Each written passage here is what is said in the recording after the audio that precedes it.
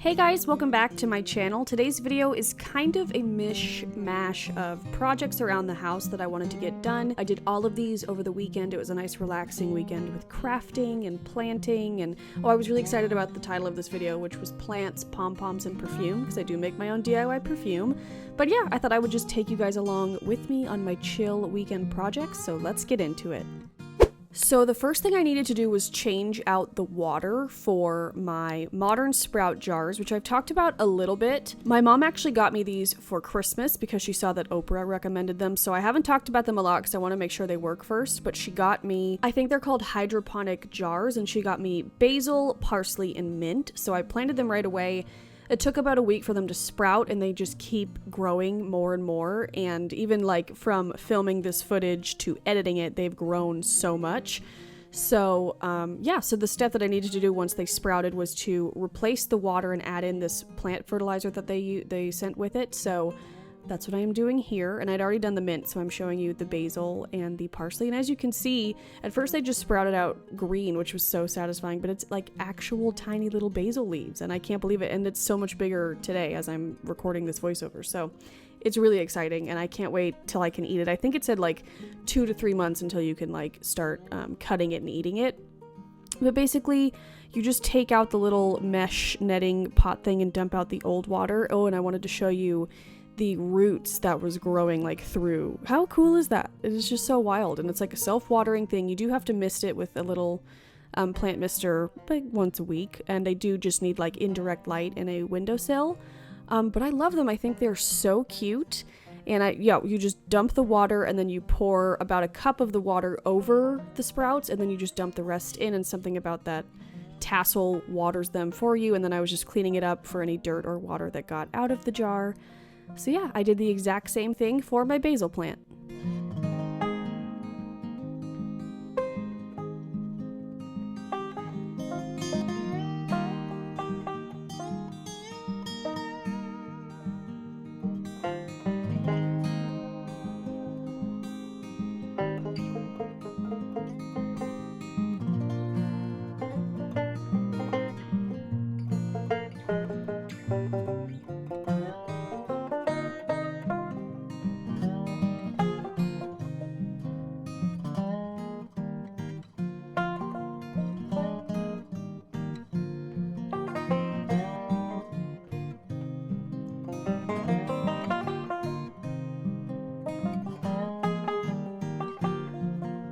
I think I'm most excited to have indoor basil because I have such a problem with bugs laying eggs on the bottom of my basil leaves outside, so I love that that won't be an issue when they're inside. And I just have them on this windowsill in my office, which I've worked on this little corner a lot, and now it's like this cute little happy space that I can look at while I'm working. I have all my crystals lined up. I have my cactuses, my cacti from Joshua Tree, and it just makes me really, really happy. I love coming in here each morning and looking at the progress of my little baby sprouts that I grew from seed. And I usually buy the little starters in my garden. I haven't grown from seed much, but it's so rewarding that now that's all I'm gonna do. So yeah, I got my little jars going. Then I went outside to replant a couple of things. I actually got this beautiful succulent that I don't even know what it's called. Guess I should have read what it was called on its original pot before I tossed it, but I took this planter that I have from Target that I love. If it's still available, I'll link it down below, and I took out the little stopper in the bottom so there's drainage, and it was a perfect fit. I just took it out of its old pot and put it right into the new pot, and it fit perfectly. And I got this plant at IKEA, and I am obsessed with it. It's just so beautiful, and so far so good. It's in the direct sunlight in my office for most of the time, and I just think it's so pretty. A lot of the tips of the leaves are pink, which I think is so cool. So yeah, I wanted to get that put in a pot. And then I also bought these two little, I don't even know, they're not doing so hot, you guys, to be honest. We'll see how they do. But I replanted them up in this anthropology thing that I got in my home haul, my last home haul I uploaded. I'll put it up in the corner. And then my dill, which I also grew from seed, was doing pretty well, but it was pretty floppy, so I wanted to add some more soil so that it would stand up a little bit better. And it worked like a charm. I'm actually really excited because I got some arugula seeds in the mail the other day. Well, I ordered them from Amazon, but they got here and I'm going to plant them soon, and I'm really excited. If you guys want, I can do like a garden plant update video. Oh, here's a shot of my mint of how glorious it's looking. Then I just took the IKEA succulent inside and gave it a little bit of water, not too much because I know succulents are fickle with water, but I did give it a little bit, and then I let it drain out in the sink for a while, and then I put it on this desk that I have in my office that has my little Echo Dot and my bulletin board thing above it, and this is where I keep my laptop. It's like behind me right now as I'm speaking at my other desk.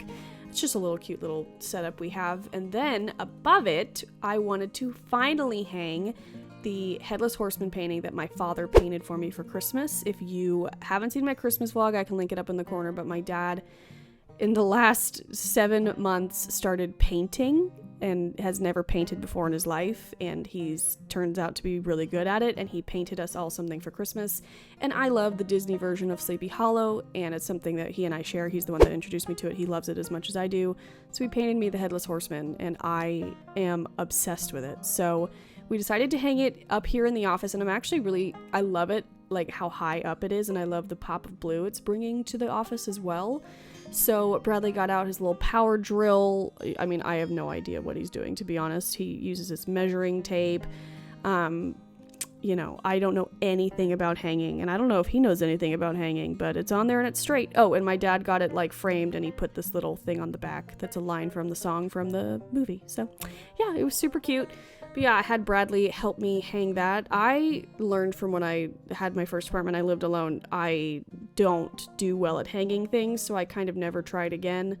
So I let Bradley do all the handy hanging man work.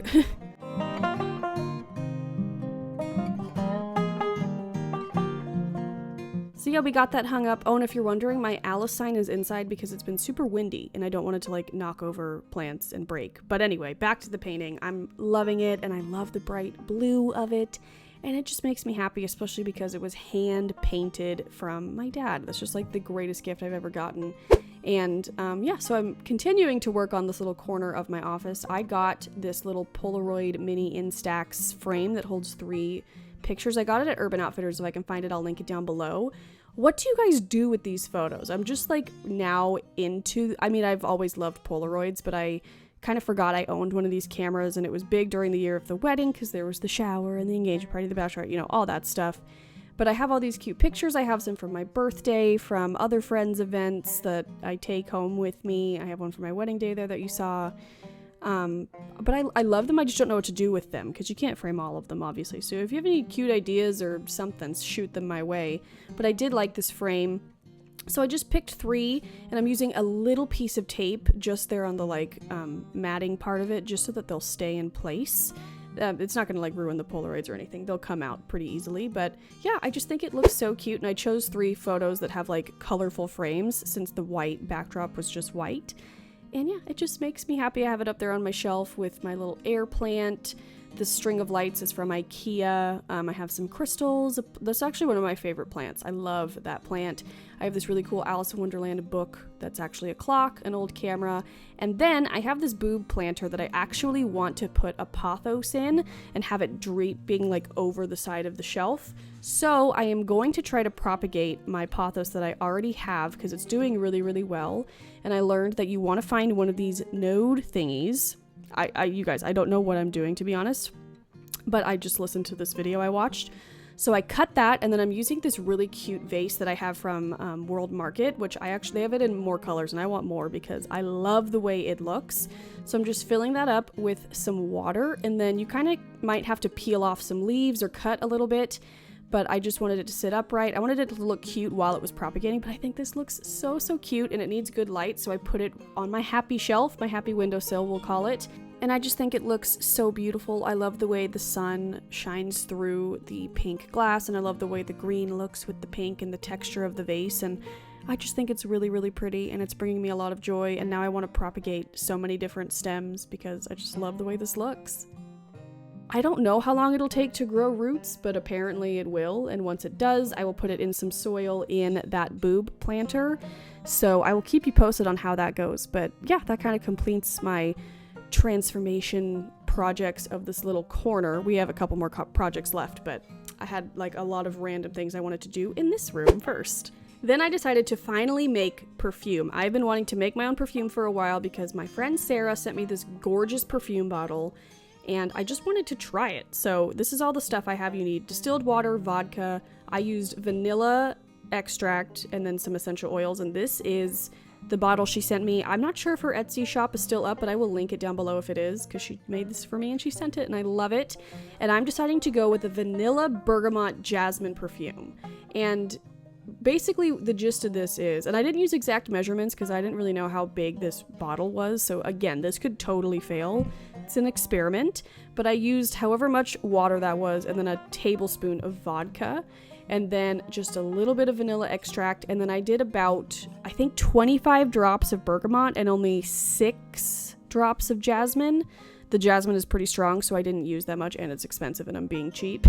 But I love the smell of jasmine, I love the smell of bergamot, and the deal with this is you put it all in there, you shake it up, you put it in a dark, like, cupboard, cabinet, whatever, and you let it sit for, like, 6 weeks. So it could be a fail.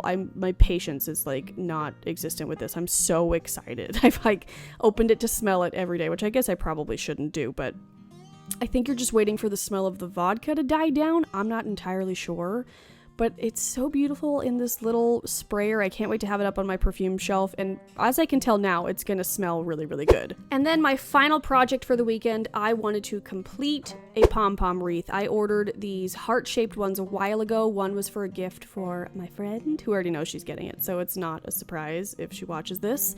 But I wanted to make some that were colorful enough for, like, all year round. I didn't want it to be, like, specifically holiday themed. So I have a bunch of yarn that's kind of, like, multicolored, as you can see. I got all my yarn from Michael's, and I will link my pom pom makers down below. And this is not like a tutorial on how to make it. There are much better videos on how to use pom pom makers, so look those up. Don't trust me, because I also barely know what I'm doing. But yeah, you just wrap it around both sides until I do it to where, like, the yarn is pretty, like, even with the little, like, yellow thing. Sorry if you can hear Bradley doing the dishes behind me. But yeah, I just wrap it around until I think it's enough.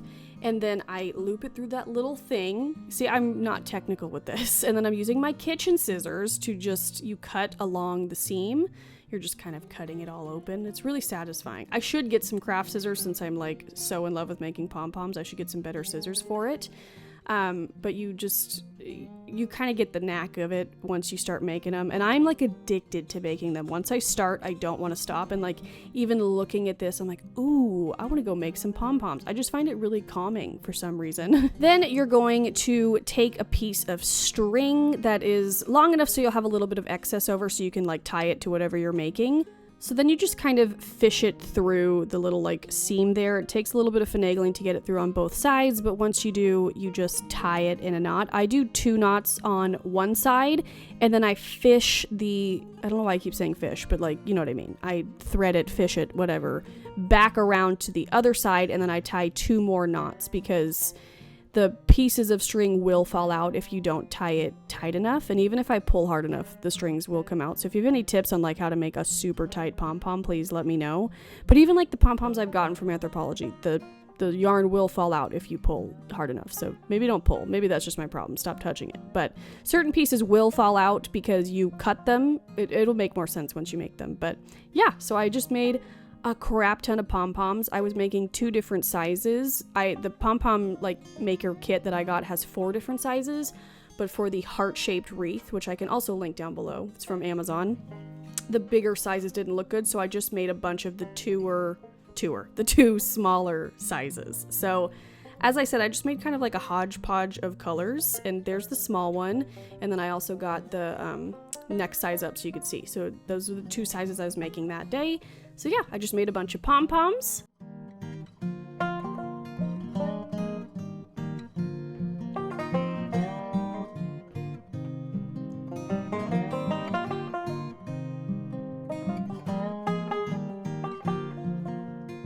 And as you can see, I am straight chilling on the couch watching a movie as I'm doing this. This is a leisure activity for me. I love it.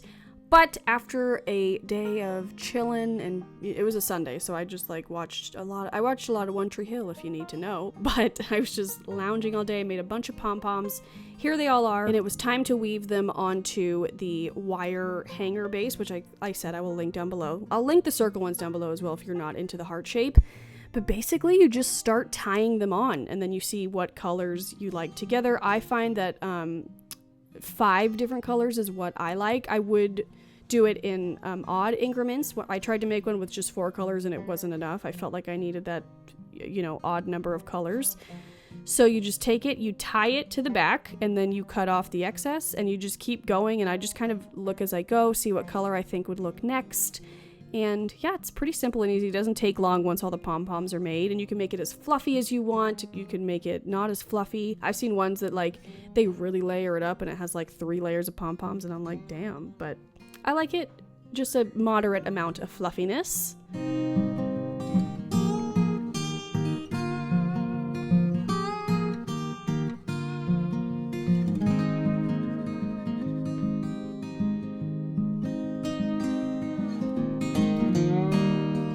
And voila, there you have it, my finished heart pom-pom wreath. I think it's so cute. I love how colorful it is with the reds and the greens and the pinks and the purples. I just love it. And any extra pom-poms I will use for other things. I will save those. So I just still have the little wreath hanger on my bathroom door that I hung the Christmas pom-pom wreath on. And I'm just kind of adjusting it. The pom-poms move pretty easily, so if you don't like a certain placement, you can move them around. Some strings might need to be pulled out if they look like they need to be pulled out. And I just think it looks so cute and colorful and fun, and it brings just a nice pop of color to my pretty much all-white bathroom. So yeah, and like I said, I'll be making pom-pom wreaths for every occasion: red, white, and blue for 4th of July, black and orange for Halloween, obviously. So just call me the pom-pom queen. I am obsessed. But that wraps up my weekend projects video. I hope you guys enjoyed it. You guys have been loving the to-do list / productive type videos, so I wanted to give you another one, and I love these kinds of videos. So yeah, I hope you guys enjoyed it. I hope you guys are having a great day. I'll see you very soon with a new video, and I love you so much. Bye.